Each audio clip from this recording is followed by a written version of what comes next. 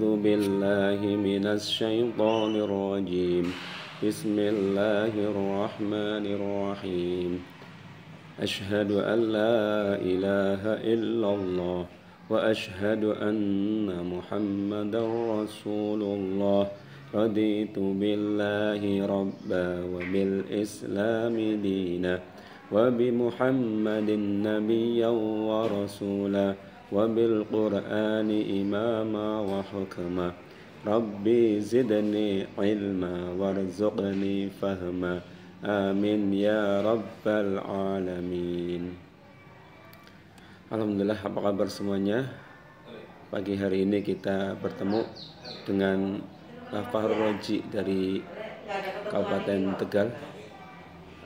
Pada kesempatan kali ini Pak Fahrul akan menyampaikan tema senangnya belajar surat An-Nasr. Sekalian, apakah kalian sudah hafal surat An-Nasr? Ya, Bapak sangat yakin kalian sudah hafal, karena mungkin kalian sudah pernah belajar di TPQ ataupun di MDA, Madrasah Diniyah Takwiliyah. Adapun tujuan pembelajarannya adalah yang pertama, dapat membaca ayat-ayat dalam Quran surat An-Nasr dengan benar. Yang kedua, dapat menghafal ayat-ayat dalam Quran surat An-Nasr dengan lancar.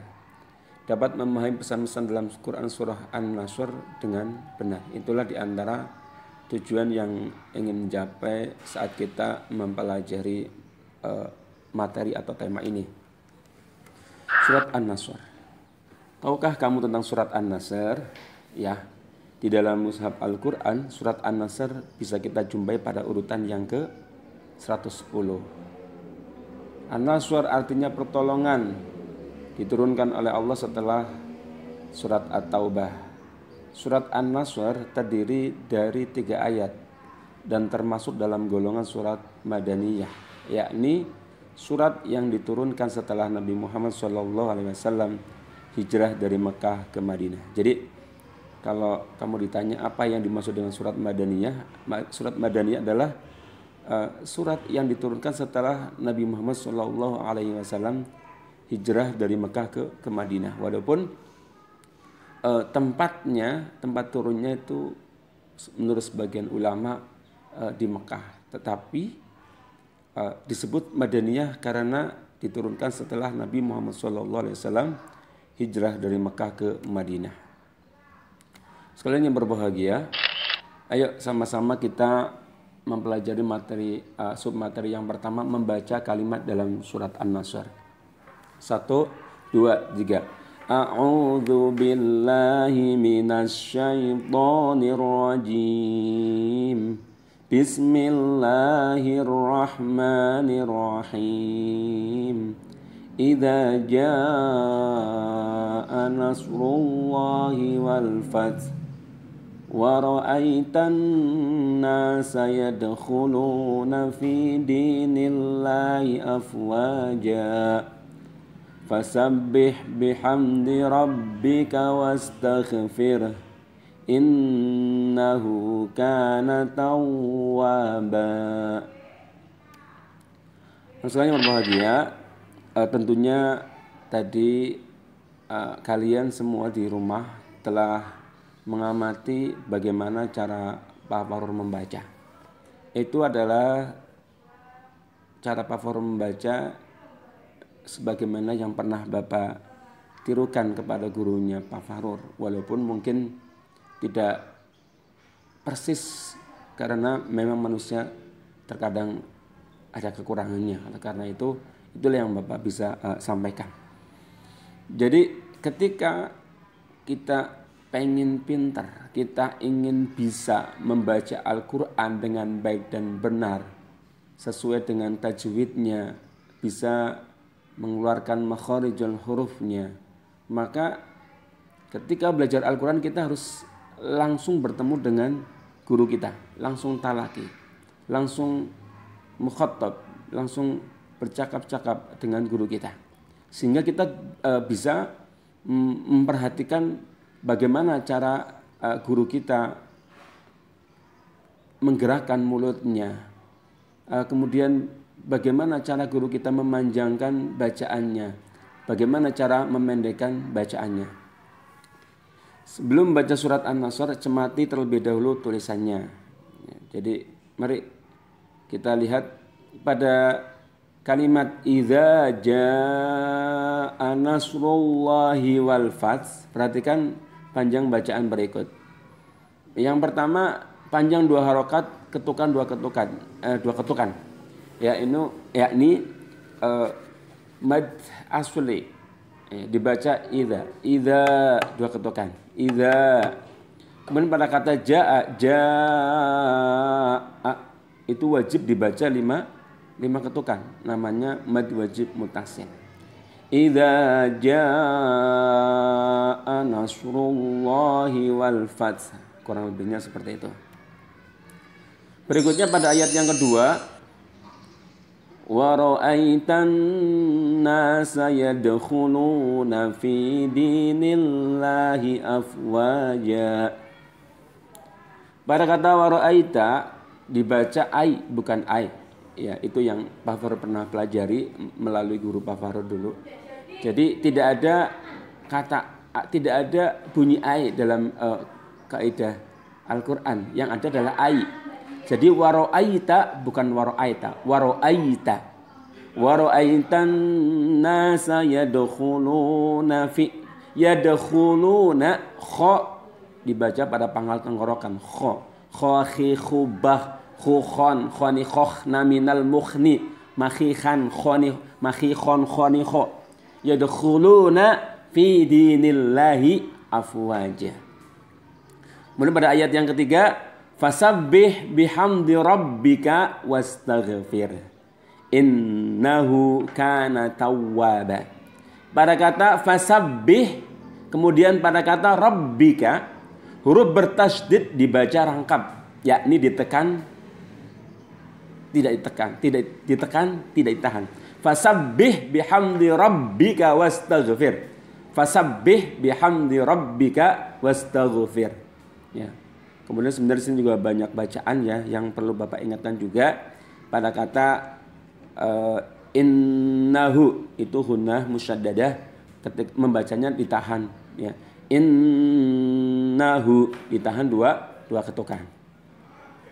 Nah, anak sekalian yang berbahagia, agar kalian bisa membaca, kita coba tanamkan dalam hati kita ya. Yuk kita bersama-sama. Aku membaca sendiri surat An-Nasr ayat pertama. Coba bareng-bareng. Aku membaca sendiri surat An-Nasr ayat pertama. Ya. Yuk sama-sama kita menyanyikan lagu sebelum baca Al-Quran dengan lirik lagu, nada lagu sebelum kita makan. 1, 2, 3. Sebelum baca Quran dek, membaca basmalah dulu, menyebut nama Allah dek, mengingat pada Tuhanmu. Bacalah Al-Quran, jangan sampai lupa, ayo baca basmalah. Bacalah Al-Quran, jangan sampai lupa, baca basmalah bersama. Yuk kita bareng-bareng yuk. 1, 2, 3. Sebelum baca Quran dek, baca bismillah dulu, menyebut nama Allah dek, mengingat pada Tuhanmu. Bacalah Al-Quran, jangan sampai lupa, ayo baca basmalah.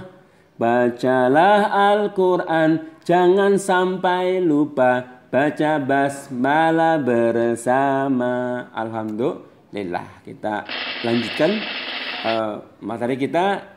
Submateri yang kedua adalah menghafal surat An-Nasr. Anak sekalian berbahagia, mengapa sih kita perlu menghafal surat An-Nasr? Ya, secara keseluruhan bahwa anak atau orang-orang yang hafal Al-Quran itu mendapatkan tempat yang mulia. Bahkan kalau kita bisa menghafalkan Al-Quran 30 juz semuanya, maka kita akan diaku oleh Allah sebagai keluarga Allah.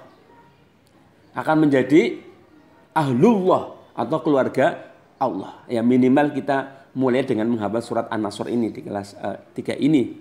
Supaya kita ada perasaan cinta dengan Al-Quran dan kita berupaya untuk menghafalkan Al-Quran. Hafalan surat An-Nasr dapat digunakan dalam bacaan sholat.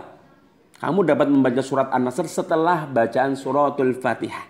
Jadi satu hari kalau kita melaksanakan sholat wajib 5 kali, subuh, zuhur, asar, maghrib, isya, maka minimalnya kita membaca surat Al-Fatihah 17 kali. Nah kalau sambil kita menghafalkan surat An-Nasr, tidak ada salahnya kita membaca surat An-Nasr setelah suratul Fatihah. Lalu bagaimana cara menghafalkan surat An-Nasr? Caranya mudah, yakni melafalkan secara berulang-ulang ayat per ayat, satu persatu hingga hafal, atau mendengarkan pelafalan temanmu, mendengarkan pelafalan gurumu. Ya, caranya sangat mudah, melafalkan secara berulang ayat per ayat hingga hafal atau mendengarkan pelafalan temanmu. Kemudian ada cara yang menurut Pak Farud juga lebih mudah. Ini Pak Farud pelajari dengan salah seorang guru yang memang hafidz Quran. Beliau menyampaikan kepada Pak Farud tentang beberapa cara untuk bisa menghafalkan Al-Quran. Yang pertama adalah menulis ayat dalam Al-Quran yang akan dihafal terlebih dahulu. Itu yang pertama. Yang kedua, membaca berulang kali, 1 kali, 2 kali, atau mungkin yang belum pernah mendengar, belum menghafal sama sekali, bisa menghafalnya 10 kali, 20 kali, atau lebih, sampai kita benar-benar bisa menghafalnya. Yang ketiga, jika sudah dibaca berulang kali dan dirasa sudah hafal, ya kemudian tahap berikutnya menghilangkan harokatnya. Itu. Yang keempat, jika tanpa harokat sudah hafal, maka kemudian menghilangkannya. Tulisan sama sekali secara bertahap, kemudian secara keseluruhan. Cobalah menghafalkan surat An-Nasr di kertas yang kosong. Semoga kita mampu menghafalkannya. Ayo sama-sama kita praktek ya. Ya. Pertama, menulis ayat dalam Quran yang akan dihafal terlebih dahulu. Ya, setelah ditulis kemudian membacanya. Kamu bisa melihat ya di bawahnya ada tulisan surat An-Nasr itu dengan lengkap ya, ditulis dengan lengkap kemudian berharokat. Kemudian kita membacanya berulang kali ya. Silakan sesuai dengan kemampuan kamu. Kalau memang ada di antara kamu yang bisa menghafal 1 kali, 2 kali, 3 kali, ya bagus. Tetapi itu tadi, yang namanya hafal itu harus tetap ditanamkan. Jangan sampai kemudian kita tinggalkan, kemudian akan menjadikan kita lupa. Yang ketiga, jika sudah dibaca berulang dan dirasa sudah hafal, kemudian menghilangkan harokatnya. Kamu lihat pada slide ini, itu ada namanya tulisan surat An-Nasr tetapi tidak menggunakan harokat. Kamu coba membacanya. Ya. Kemudian berikutnya yang keempat, jika tanpa harokat sudah hafal, maka kemudian menghilangkan tulisannya sama sekali secara bertahap, kemudian secara keseluruhan. Kamu lihat pada tampilan slide itu idza ja kemudian kosong. Kamu bisa melanjutkan idza jaa nasrullahi wal fath. Ya. Kemudian yang kedua waro'aita dan seterusnya. Yang ketiga fasabbih dan seterusnya. Itu. Kemudian kalau memang dengan sedikit tulisan kamu sudah hafal, kamu coba buktikan dengan tanpa tulisan ayat sama sekali. Ya, di situ dalam kertas slide yang ini kosong sama sekali, tidak ada tulisan sama sekali. Idza jaa nasrullah wal fath dan seterusnya. Kemudian cobalah yang terakhir kamu menghafalkan surat An-Nasr di kertas kosong, seakan-akan ada tulisannya tapi kertas itu kosong sama sekali. Ya, sikapku, aku hafal surat An-Nasr. Coba bareng-bareng, aku hafal surat An-Nasr. Aku hafal surat An-Nasr. Baik, terima kasih atas perhatiannya. Sampai jumpa lagi pada pertemuan berikutnya. Kurang lebihnya mohon maaf. Assalamualaikum warahmatullahi wabarakatuh.